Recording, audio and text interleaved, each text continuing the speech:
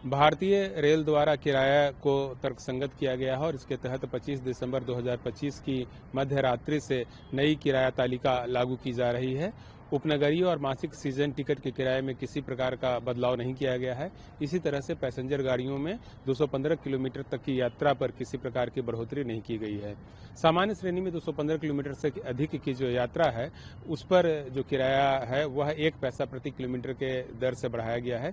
इसी तरह से मेल एक्सप्रेस में नॉन एसी और एसी दोनों कैटेगरी में जो किराया है वह 2 पैसे प्रति किलोमीटर की दर से बढ़ाया गया है।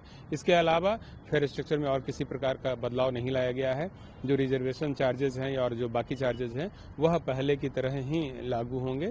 आम भाषा में यदि बात करें तो 500 किलोमीटर की मेल एक्सप्रेस की जो यात्रा है वह पहले से अब 10 रुपये अधिक किराया के साथ करनी होगी और इसी तरह से 2 पैसे प्रति किलोमीटर के हिसाब से मेल एक्सप्रेस में और 1 पैसे प्रति किलोमीटर के हिसाब से सामान्य श्रेणी में अधिक किराया देना।